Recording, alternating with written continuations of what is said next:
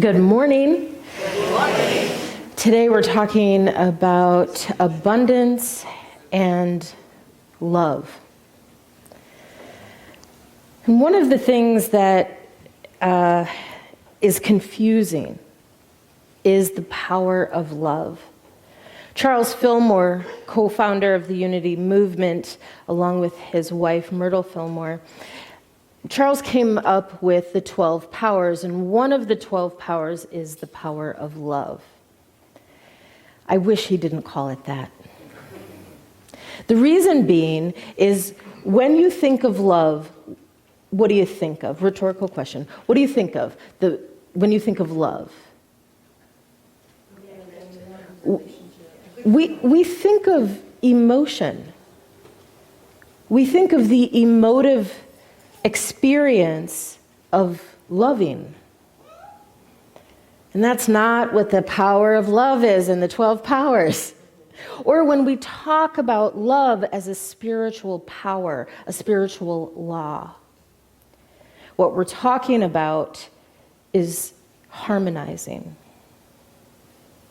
Harmonizing. So when we talk about the power of love, we're talking about the power of harmonizing. What are we harmonizing with? And so to use the power of love, we have to move away from the idea of emotive love and toward the idea of harmonizing. And we get mixed up with those because we say, oh, you know what I love? I love walking in the woods and the feeling that I get. On one hand, I have an emotional experience with that. I love it. It's my medicine, walking in the woods. But really what I'm harmonizing with is the experience of being in nature and recognizing and experiencing my oneness with nature. And we think that that's the same thing, and it's not. Think of what you harmonize with. And not, oh, you know what, I harmonize with Nancy because she's so great up here, and she's so elegant, and I just harmonize with that because I feel so great when she's here. Think of it less about that and more about the quality of experience that you harmonize with.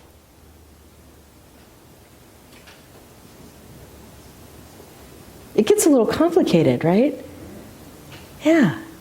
It gets a little and you're like, what do I harmonize with? Well, one of the ways that we can identify what we're harmonizing with is we tweba our situation. What are our thoughts? What are our words? How do we talk about it? What are our emotions with the experience? What do we believe? And what actions do we take? Thoughts, words, emotions, beliefs, actions. We harmonize with all different kinds of things in the human experience. And some of them do not serve us very well, folks. Some of them nurture experiences we do not want to have. If you're in the class on Thursday nights with me, we talked about gossiping. Anybody gossip? I like that. Harmonizing with gossip. We all know who the gossipers are, right? Because they're the ones who tell us all the stuff about the other people. Right? And so if we harmonize with gossip, it's usually one of two ways. We are either harmonize with celebrating others, or what? Speaking ill. We relish in the drama of other people's misfortune. Well, nobody's going to raise their hand, so I'm not even going to ask. But think about when you have felt a little thrill when somebody starts talking about someone else and the story is dramatic and interesting and, full of misfortune. When you feel that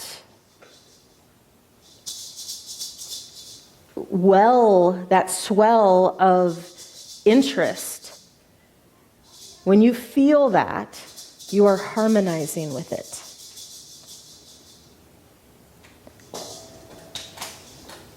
And that does not serve you well. And it doesn't serve the gossiper well, and it certainly doesn't serve the subject well.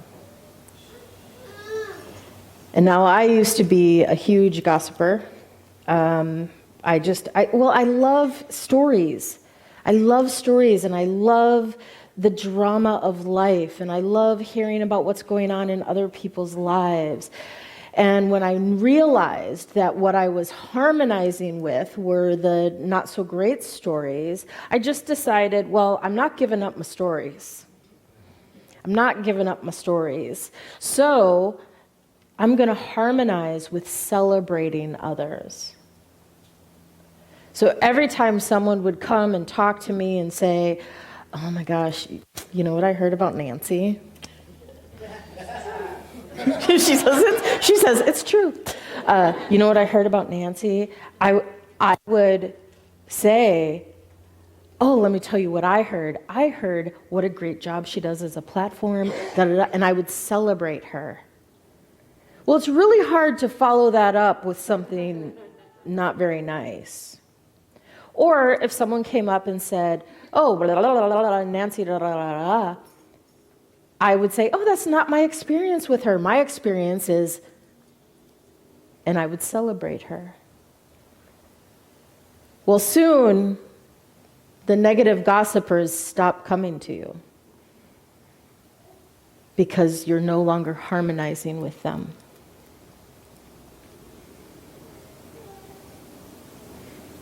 Now, when people bring me kind of negative stories, the only time they bring them to me is to seek advice on how to turn that negative story into a positive one.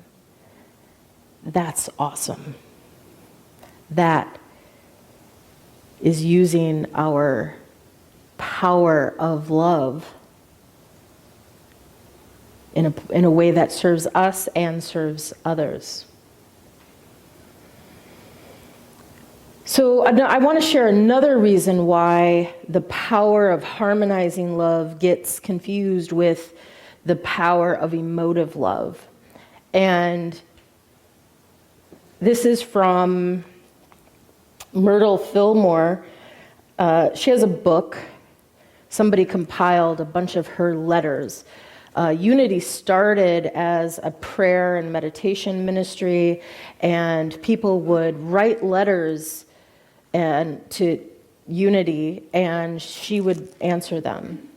And so this book is a compilation of a lot of her letters. So in that book, in a section titled Permanent Prosperity, true prosperity is not making money or putting out goods or developing property. It is determining what our individual soul requires in order to cause it to unfold more and more of God. And then how to harmonize its expression with the needs of our fellow man, so that all are benefited and inspired to unfold and express more of their inner spiritual resources.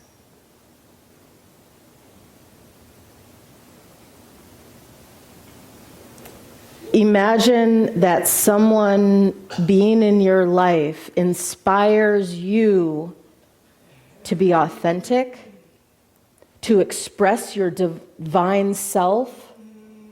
What is that going to feel like? It's going to feel like love, folks. It's going to feel like love. So what we do is we start equating the power of the power of harmonizing love with the emotive love, because when we feel it in its highest expression, we feel loved. We feel emotively loved, the emotion of love.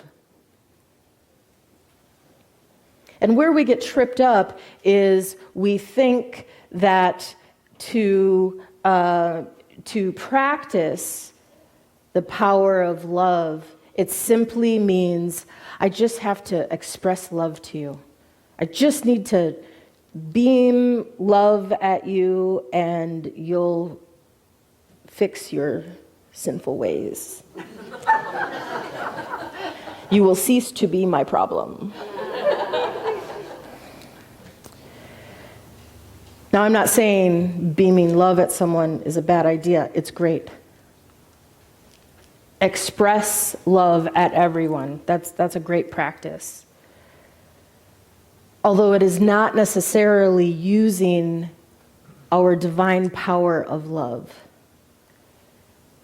If I want to express the power of love, the spiritual power of love, I need to harmonize with something. And if I'm viewing you as this terrible person, and all I do is, here's some love because I want you to change, I'm not actually harmonizing with anything except my distaste for whatever it is you're doing or being. So then we have the complication of, all right, well, what if I really don't like what a person is doing and I really do want them to change? How do I use the power of love? What we do is we identify with what do we want to harmonize. That's it. With what do you want to harmonize? I almost wore my Wonder Woman t-shirt. It just doesn't look very professional. It's very cash. But the reason I was going to wear that is because when I'm struggling with another person, I harmonize with my inner Wonder Woman and everything that she represents to me. And she represents truth and love. And the reason I want to harmonize with that is because the truth of who and what I am is sacred and holy. And even if I'm not liking you at the moment, the truth of who and what you are is sacred and holy. So I want to harmonize with that. And truth. The truth of any situation is you have a perspective and I have a perspective. And if we disagree on whatever it is, and I'm talking even if it's severe, I can honor your life experience even if I'm a police officer and I arrest you and put you in jail. I can do that with respect and kindness. We get confused when we think that harmonizing with something means we have to be cruel or mean or hateful towards those we disagree with. That is not spiritual practice. However, it doesn't mean turn a blind eye to bad behavior, to human rights violations, things like that. As most of you know, I have a son who is transgender, and in this day and time, I worry about his safety. I am concerned about his ability to get and keep a job. I worry about him being alone out in public.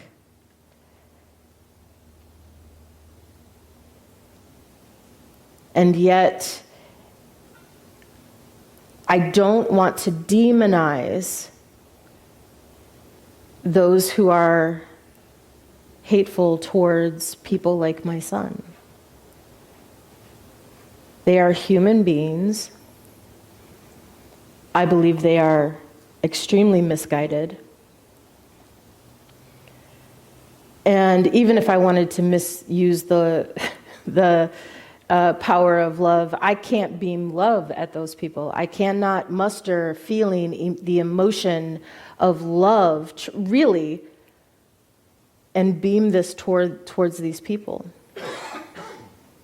I can, however, recognize that they are human beings. Whether they can see it in others or not, I see that they are. And I harmonize with the idea that every being is sacred, including hateful people who do terrible things. And when I harmonize with this idea, that's what I want to not only vibe with, but I want to emanate.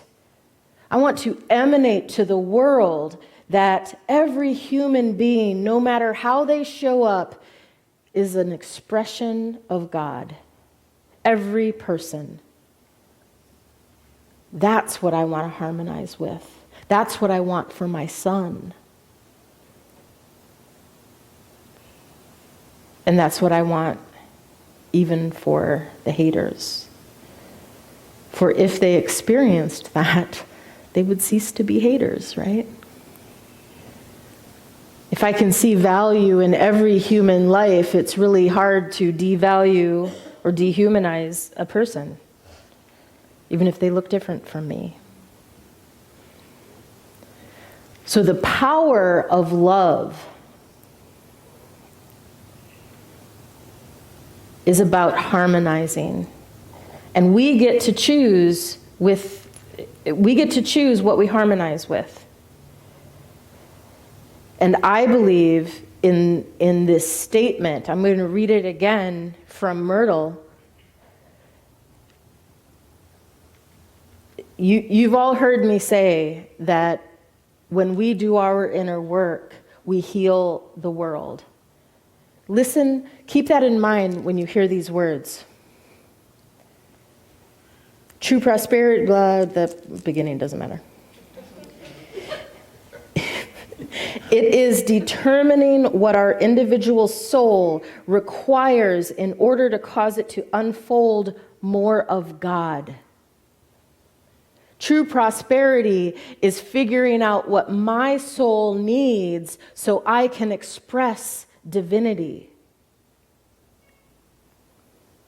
And then, after I do that,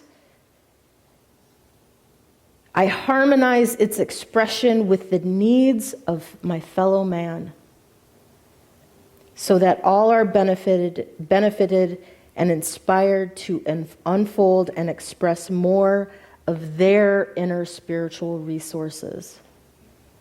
Heal yourself, people. That will heal the world. Heal yourself. That will heal the world. I probably just shared this last week or the week before, but I'm going to share it again. I did my healing work and my forgiveness work around my mother. And years ago, when I tried to bring up the trauma and drama that was happening in our household, she wasn't hearing it. She denied it. She said it didn't exist. She said I was lying. She got very angry and made it very clear that's not happening, and even if it were, we're not going to talk about it. Years later, after I do my healing work, I no longer need that from her. I don't need anything from her. I don't need her to apologize. I don't even need her to acknowledge it or take responsibility. I need nothing from her. She's hurt and wounded, and she's messed up in her own way, and I'm taking care of me. I visit her, and out of the blue, in the middle of playing cards, she says, "I don't know if you remember." And she talked about something that happened. I'm like, "You don't know if I remember?" "Yeah, I remember, Ma." And she said, "I want you to know I'm sorry I didn't protect you."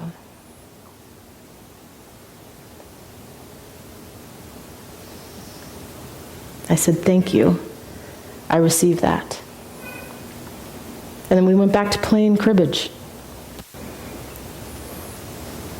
She and I never talked about anything. She's not in therapy. But I had done my healing work. And that created space. I emanated, seeing her as a sacred being, recognizing her innate value and worth, even though she wasn't the greatest parent. I emanated that. And by emanating that, that created space for her to step into her own healing. I had never thought about it until that night when I was in bed and my mind's going, "Oh, I can't believe my mom said that. Oh, where did that come from?" I had never thought about the burden that she must have carried all these years.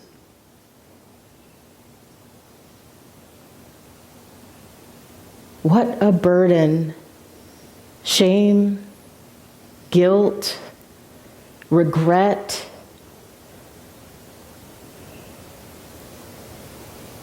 And I truly, truly hope that in that one very short, it took what, like 60 seconds, that whole exchange. I hope that for her, that she was able to release any burden with that simple statement of, "I'm sorry When we heal ourselves, when we recognize that we are valuable and worthy simply because we exist, because we are expressions of God. We are God experiencing human life. Now we can recognize that. We can recognize that when we are out in nature and that's God. We can see it and we recognize it in that. Yet when we look at each other, or we look in a mirror, we refuse to see it. When in reality, you are God. I am God.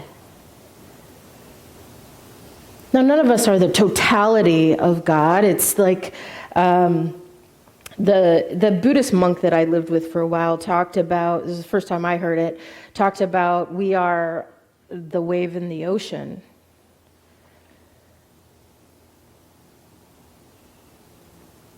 And I am not separate from the ocean of totality. I am a wave. And I shift and change, and the wave that I am shifts and changes. And sometimes I'm a little wave, and sometimes I'm a little ripple, and sometimes I'm a tsunami. I'm sorry for those of you who have witnessed that. And what happens is we're a wave in the ocean, and we look over and we see another wave, and we believe we're separate. Because I can see you over there, and I can't feel the connection that I have with you. I believe you're separate from me, when in reality we are part of the same ocean.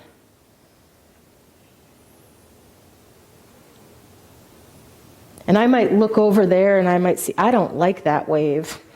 That wave is bigger than me, and I want to be the biggest wave.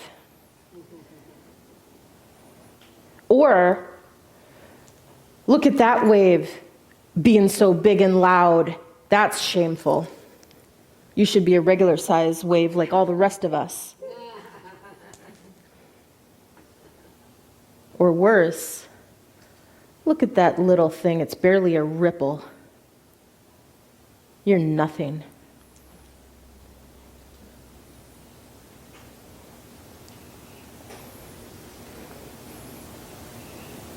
I am a wave in the ocean, and I recognize the wave that you are. And I hope that you can see the wave that I am, and recognize that underneath, we're the same ocean. And when we recognize that, we can't help but practice emotive love. We can't help but be loving to others. We can't help but bring kindness to the world. We can't help it. Because you're so beautiful and so sacred, I couldn't imagine anything else.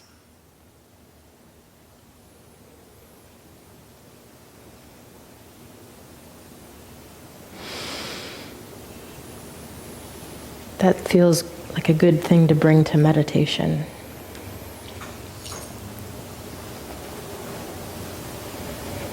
Forget about feeling good about other people. And just bring to mind the sacredness of your own self.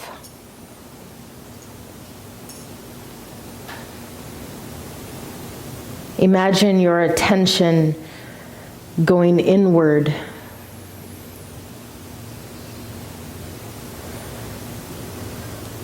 Imagine that there is a core of your being that isn't tied to your flesh.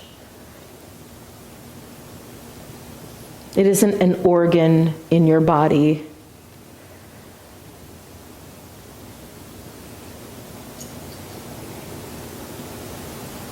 It is the point of view that is creative life force energy.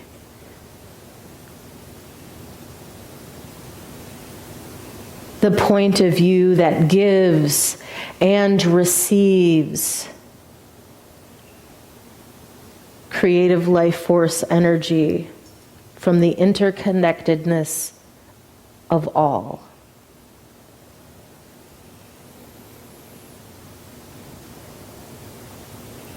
And if you can't feel it, just imagine it.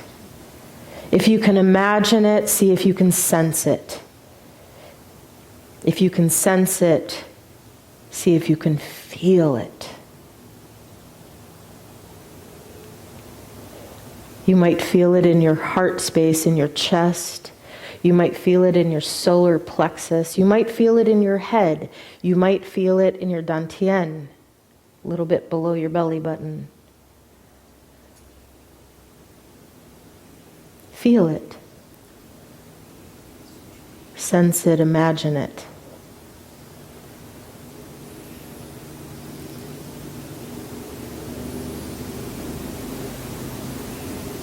Acknowledge your own sacredness.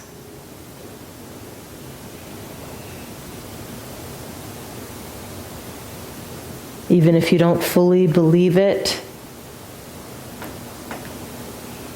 acknowledge that it is a possibility that you are holy and sacred.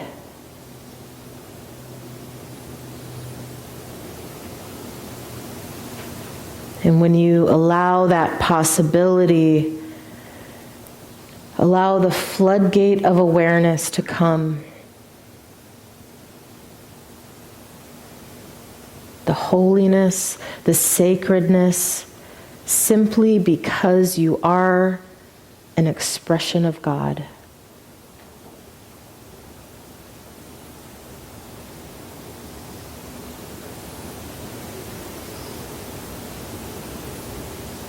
Bring to mind someone you love, someone you care about, someone you admire.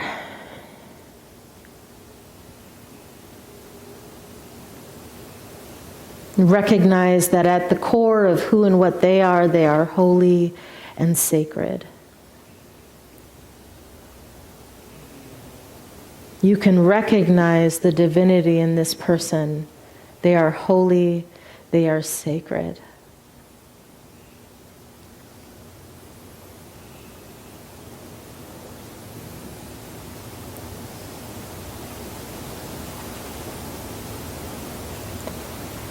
Now bring to mind someone you know, but you don't know them that well. You don't dislike them. You don't think they're great. You don't know enough about them. Might be your favorite barista at your coffee shop, a neighbor, a face you see regularly, but you don't know them that well.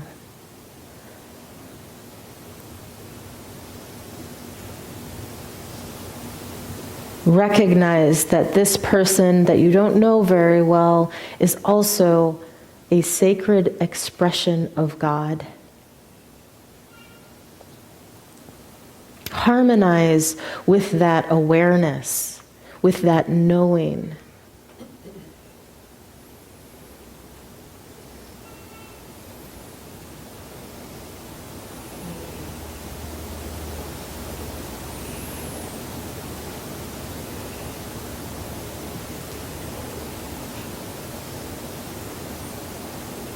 Can you recognize the worthiness and value and sacredness of this person?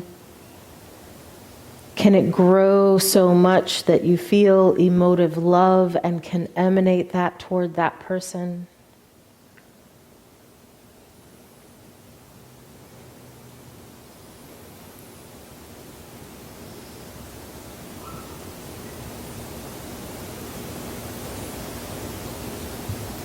Now bring to mind someone you don't particularly like.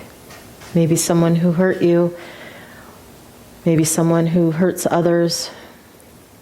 Maybe someone who just has a personality you just can't vibe with.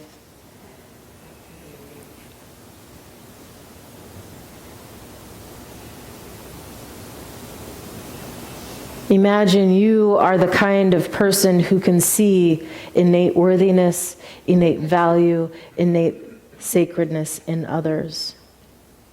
Imagine you are the kind of person that can see divinity in others.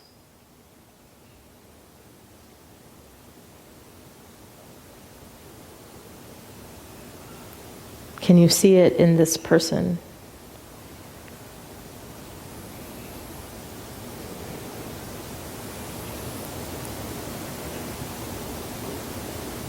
And can you see it strongly enough to allow emotional love to emanate from you toward them?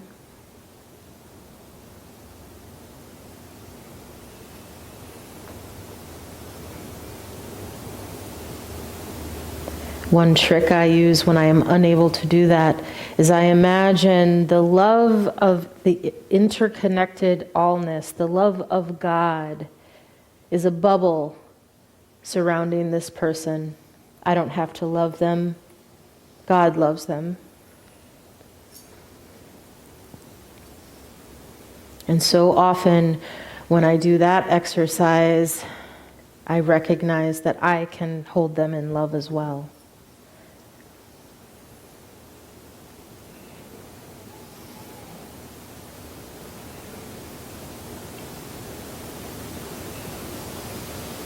Bring your attention back to just yourself. Let these other people go and just come back to self.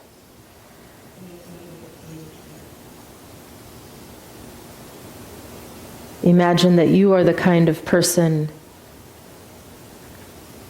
who can love yourself.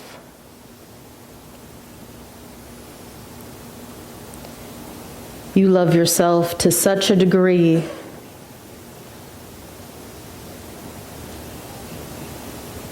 that you accept every flaw, every failure, every disappointment, and your love doesn't waver.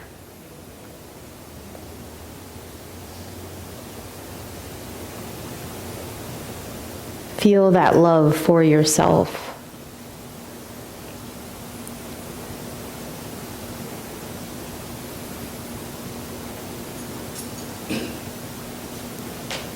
Now imagine the kind of person that you will be when you leave this building, when you go to sleep at night, fully loving yourself, expressing love, seeing your own sacredness, seeing sacredness in others. Imagine the kind of person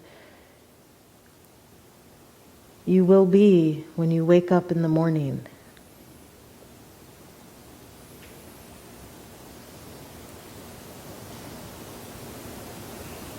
I invite you to hold an intention. Any part of this meditation that resonated, any part of this meditation that you want to carry with you in the future, any part of the power of love that you want to bring to the world.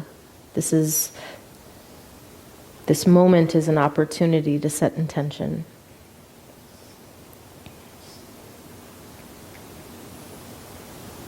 We'll just hold that for a moment in silence.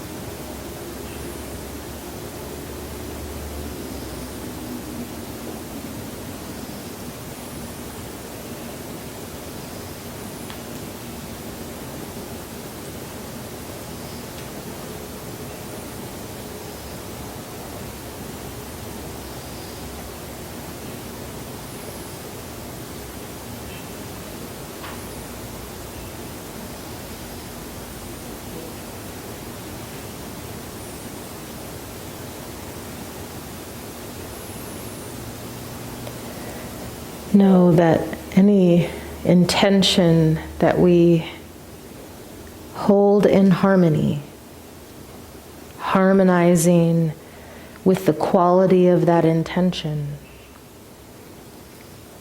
goes out into the ethers, and the universe cannot help but support us in everything we do. And when we harmonize with that intention, we send a clear message.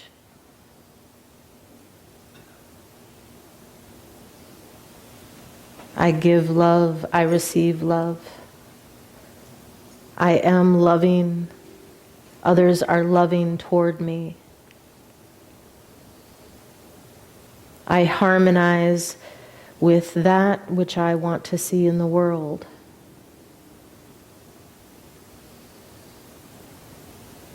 I harmonize. And so it is. Amen. Namaste.